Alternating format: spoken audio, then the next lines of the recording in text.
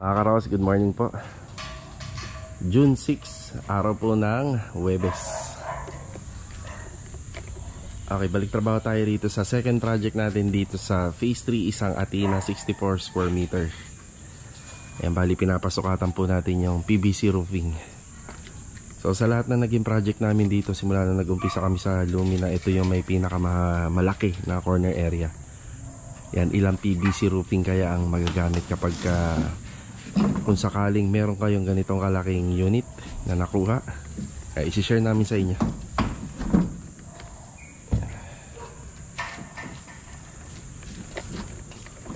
Yan, pinapasukatan na lang po natin kila Master Jojo. Bali yung lapad nga po pala ng mga PVC roofing, mga karos, ano siya, 3 feet. Yan, 3 feet. Hindi kagaya ng mga ordinary na long span na kinakabit po sa bubong, 4 feet naman po yun. Yan, 3 feet, kaya may adjustment tayo rito.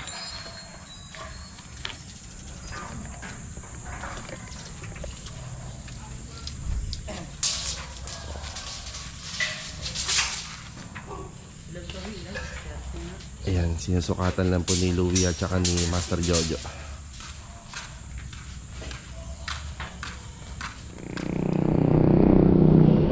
Mga karohaus, good morning, good morning.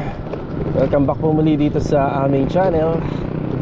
Balian nga kanina sa unang vlog natin, nakita nyo, pinapasukatan na po natin yung ating roofing trusses dito sa isang Angeli end lot corner.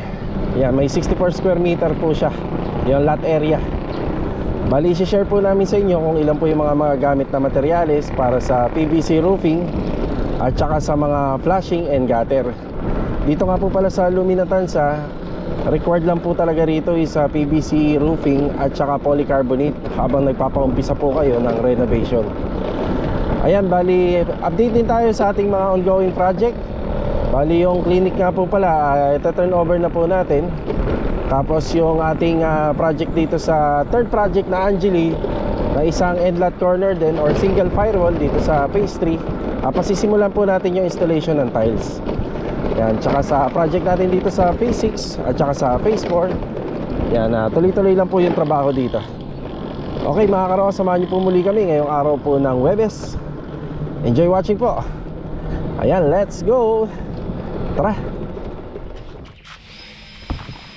Ayan mga karos, nandito na tayo sa phase 6. Good morning and good morning sa ating client owner. Yan, bali kinuha natin yung Makita laser dito. Ayan, bali gusto ko uli magpasalamat sa mga boss na nagbigay po nito ng Makita laser. Hindi ko na matandaan po yung pumunta rito nun sa phase 2 Lumina na magpartner po. Sila po yung nagdala po sa amin dito ng personal.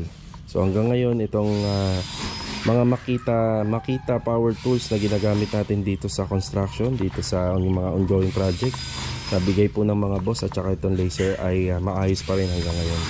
Ito pong laser, kung sakali pong masisira to, sakaling masira at hindi na natin mapaayos, bala ko bumili uli ng original nito na ganito rin, kasi napakalaking pakinabang po nito sa amin. Hanggang ngayon nagagamit po namin sa partition, nagagamit namin sa tiles, at sa kahit saan pa pong pagle-level at pag-iiskwala dito sa mga renovation.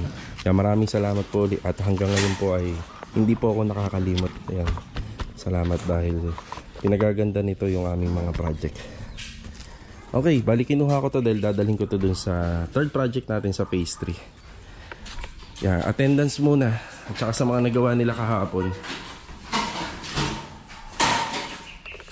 Hello, good morning. Good morning. Si Adonis, good morning. Kuya Boy, good morning po. Ano yung mga? Good morning. Electrical and ceiling installation pa rin. Ayan na po yung mga nagawa nila rito. Tapos dito naman po sila sa may living area. Ito po yung pinaka dining space. Itong kinakatayo ang dining. Tapos dito naman yung ating kitchen. Yan, naka PVC panel pa rin. Under observation to mga karos, yung dito banda, kaya hindi pa po natin pinakakabit lahat. Yan, syempre mag-uulan-ulan pa, kailangan matesting natin ng todo to. Tapos yung part na yan, cabinet naman po yan. Kaya kahit iuhuli na lang po namin yan. Okay na po dito. Yung mga pinagawa po natin dito sa electrical, Yung mga pinagawa natin sa electrical, dito sa second floor, yung mga additional na saksakan na lang. Ayan. Dito, kaya may tatlong pin light dito kasi itong hallway na to walang bintana.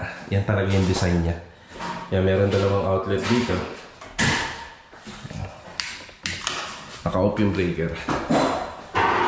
First room. Ayan, first room.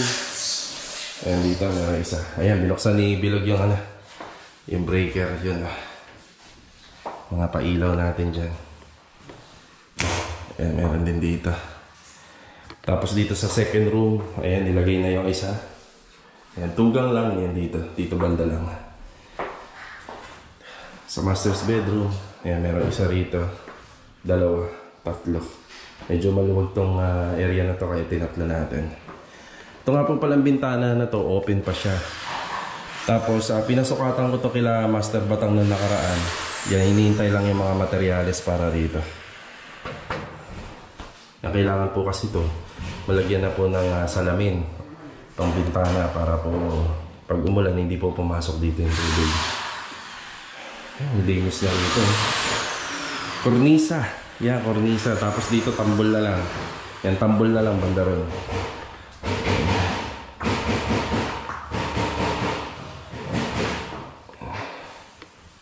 Yan, kornisa na lang po ito.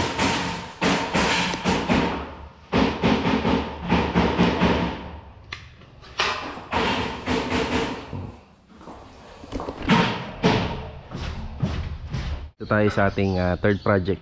Isa rin po itong Angeli na nasa 54 square meter naman po. Kaya attendance tayo. Eh si Marvin, good morning Bin. Good morning. Tsaka yun si Kuya Richard, nasa dulo. Good morning Kuya. Good morning. Ayan. Laser, dala-dala na po natin. Ayan, bali kinuha na po natin yung ating alignment ng tiles. So dito po sa pagpasok ng pinto. Ayan, pagpasok dito tayo nag-uumpisa lagi. Kaya isang buong tiles po yan hanggang doon sa dulo. Yung laser na yan, ang ginagawa talaga niyan, hindi ka na pahihirapan mag-layout niyan. Pagdating po dito, dito sa gilid, makukuha mo na yung eskwala niya. So, hindi naman na kailangan ng level hose, ng tansik. So, dyan pa lang, kuha mo na kagad. Pero, nag-iwan pa rin tayo ng isang marking dito, isang tansik. Kung sakaling masagi po yung laser, yan, double purpose na po ito. Yan, umpisa rito, 60 by 60, isang diretso yan. Yan, tapos kinukuha na lang ni Kuya Richard yung pinaka magiging floor level natin kasi hindi naman levelado talaga yung mga flooring dito. So kukunin natin yung kapal ng ating floor level. Tapos si Marvin dito, ayun, na po siya ng dry pack. Naghalo na po siya, nagtimpla na. Yan, tapos magpapatimpla tayo ng grout. Yan, hindi nawawala ito. Lagi mo na makikita ito pag nag-install tayo ng tiles. Yan, grout. Yan, adhesive. Tapos may grout muna tayo sa flooring. May nagtanong sa akin, ano daw ba yung purpose nung sa grout sa flooring? Yan, para lang hamburger yan pag nag-install kayo ng tiles. Bali, meron tayong malabnaw na grout sa flooring para pag nilagay natin yung dry pack, matutuyo yung dry pack na matigas sa ilalim. Kasi yung binubuhos natin sa ibabaw na dry pack, yung sa grout niya, mas sinisigurado natin na masaabot po yung yung mixture po ng grout dun sa ilalim naman po ng dry pack. So ayun po, sana nakapagbigay tayo ng idea. At saka ano na rin po yung kapit na rin po niya sa flooring niya. So kinukuha na lang po yung floor level. Then dire-diretso na po sila rito. At syempre, bago mag-umpisa, kailangan linisin po yung flooring. Bali, okay na po sila rito sa layout. Ayan, nakuha na rin nila yung floor level. Ito nga po pala yung laman ng isang box. Bali, white tiles na may haspe na gray. Ito nga po pala yung design ng tiles. 60 by 60 yung gagamitin namin. Then, random po yung design nito. So, pwedeng iba-iba, pero may pattern to. Ito yung susundin namin. So yung shading ng haspe niya papunta rito lahat sa kanan. Okay, okay na po. Yan, bali makakaraw sa pag-install ng ganyang klaseng tiles. Ano po siya? Nilalatag muna namin po sa baba. Yan, para makita po ng tile setter kung paano yung discarding gagawin nila. Yan, ganyan po yan. So dito, start na po tayo sa installation. Okay mga karohos, after break time, yan, balik trabaho tayo. At balik tayo sa pagbibigay ng update dito sa ating mga ongoing project. Bali, naka-schedule ngayon yung Korean blinds na ikakabit ni Sir Ricky dito sa project natin sa phase 1. Kapag ka naikabit na po yun, pag naikabit yun ngayong araw, kinabukasan, papipwestohin po natin doon si Kuya Dindo for finishing. Pagka pwesto niya po ron, pwede na natin i-turn over. At pwede na natin pong mabigyan ng full details before and after. Yan, meron naman po tayong isa pang aabangan na may turn over natin na unit. Bali, dala ko nga po pala tong e-bike ni Mrs. Ito muna yung gagamitin natin. Gusto ko kasing umabot ng 1 linggo yung gas ng owner. Bali, kada 1 linggo po kasi 1,000 pesos po yung pinagagasolina natin doon sa owner. Medyo maraming beses po natin siya nagamit, kaya gusto natin na makonsumo natin para balanse lang ang lahat. Lahat po ng ginagastos natin dito mga karohos sa pang araw-araw na trabaho ay may budget lamang po. Kung susobra man, dapat sa susunod na linggo ay mahatak niya. Minsan kasi umabot ako ng 1,200 to 1,300 sa pagas lang sa owner kapag kagamit na gamit. Pero kailangan sa susunod na linggo, hindi na ganun kalaki yung ipapagas natin. So naka-budget lang po ang lahat according po sa tanggap natin, sa kinikita natin. So ganyan po talaga. Kapag nagkakaroon ka ng mga ibang mga gamit, kakaroon ka ng sasakyan, nadadagdagan yung bahay mo, nadadagdagan din yung maintenance at obligasyon mo. Kaya hindi po biro ang magtrabaho ng sabay-sabay at saka medyo marami kami na maintenance. Kaya kailangan meron din tayong budget. Kaya kailangan maging masinop po tayo sa mga kinikita natin. Hindi po yung pagkakumita lang happenings na kagad. Walwal, diba? Okay, na-share ko lang mga karohos. Gusto ko lang po siyang sabihin. Okay, papunta tayo kay Kuya Dindo kasi kanina may kailangan siya rito. Ihahatid lang natin yan para dire-diretso na po yung kanyang trabaho dito. Yan, tara. Okay, dito naman tayo sa phase 3. Galing ako doon sa ginagawa ni Kuya Dindo pero hindi ko siya inabutan doon. Nandito pala siya.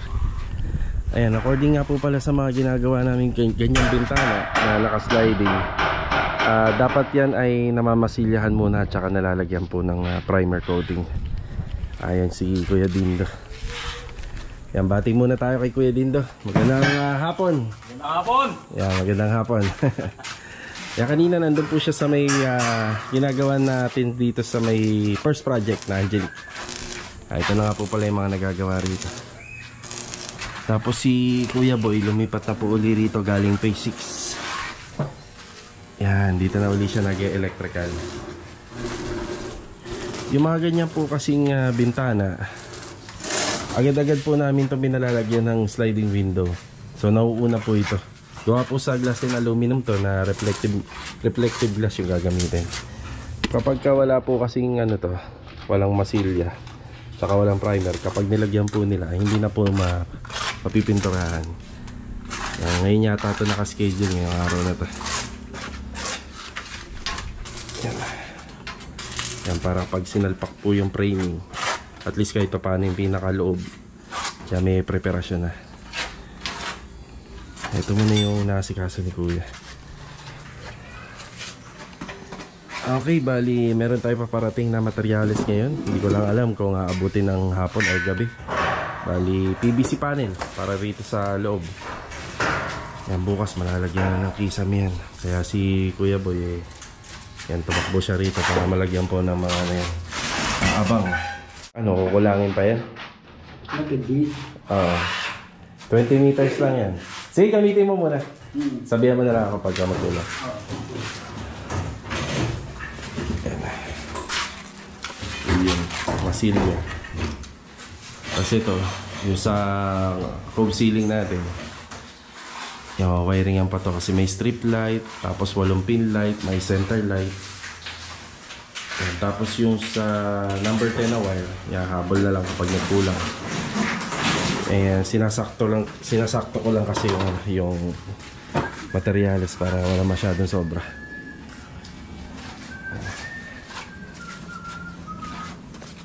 Dito tayo sa phase 4. Ngayon pa lang natin madadaanan dito yung mag-ama na nag-install po ng tiles dito sa flooring.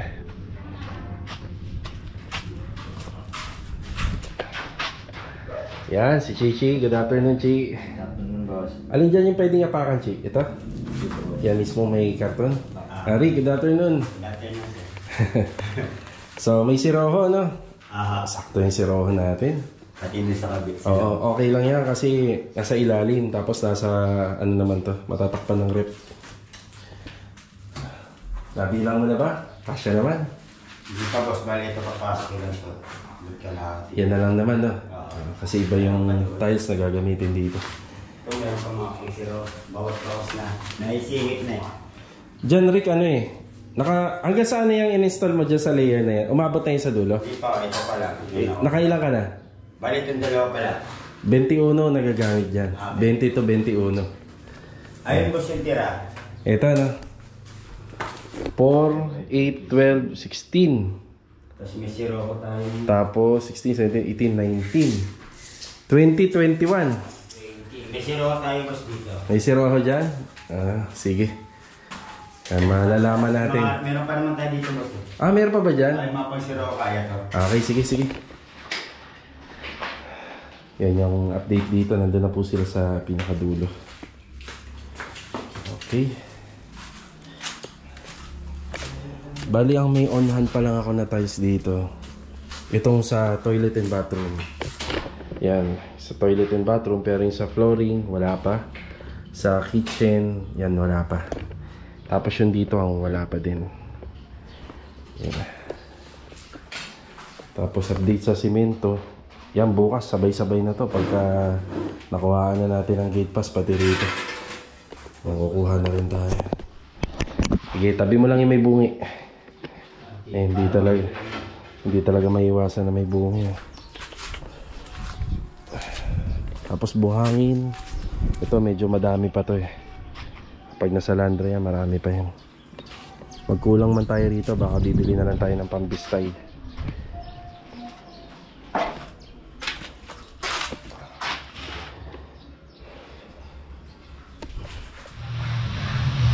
Sumaglit tayo rito sa may ginagawa naming clinic. Bali, last day na namin to.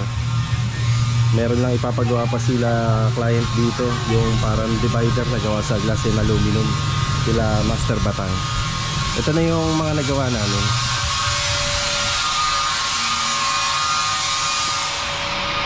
Ito yung sa front desk.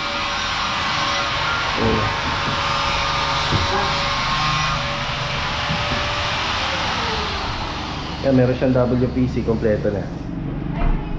Yan, ganyan na kasimple. Pinagmukha lang po nating malinis yung area. Dun sa mga glass frame doon, meron silang ilalagay ng sticker na lang para hindi nakikita yung loob. Tapos ito, yung handrail.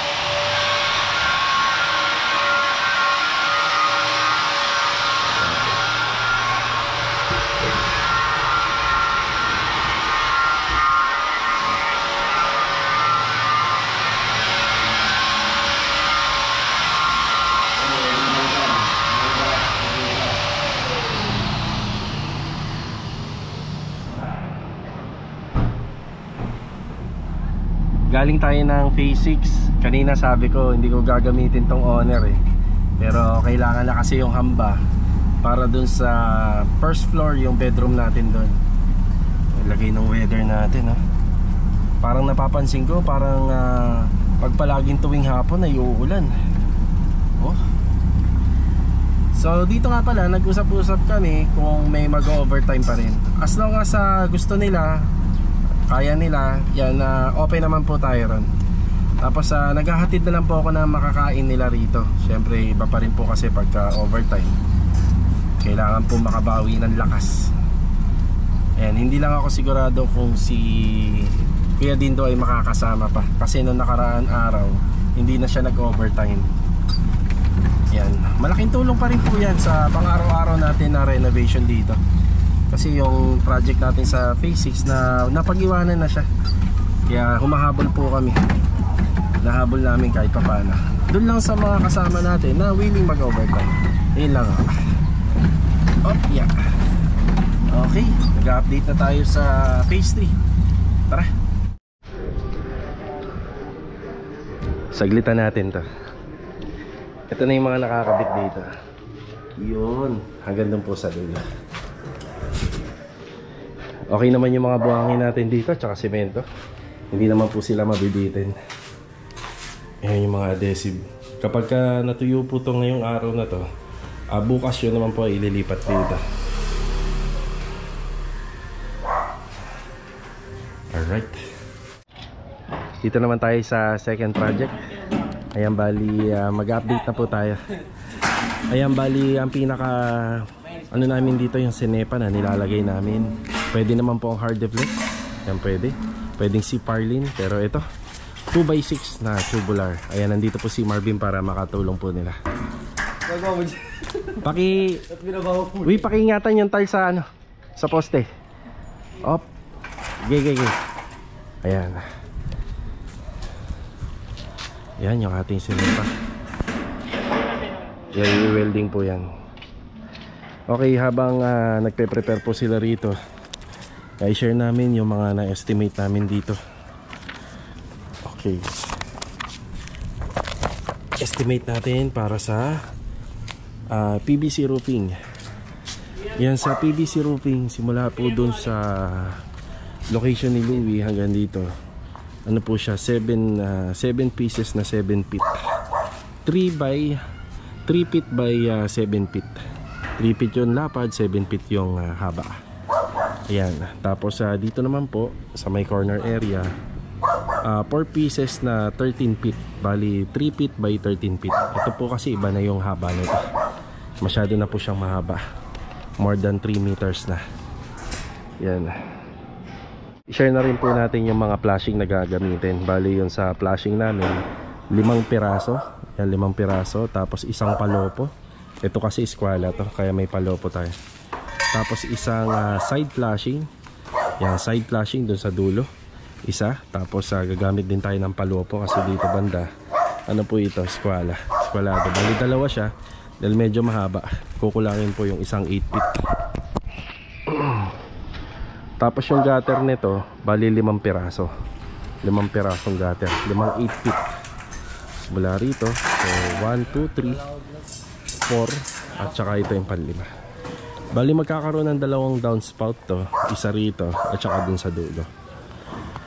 Okay, ayan po yung ating mga materialis na mga gamit dito sa ating second project na Angeli 64 square meter. Ayan. Mukhang uulan, pero siguro mamaya pag nakauwi na kami. Ayan.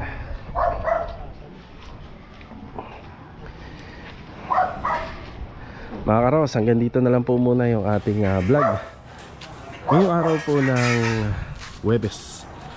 Ayan, kita-kita na lang po ulit sa susunod na video. Yan, God bless and ingat po palagi. Ito, paalam po muna.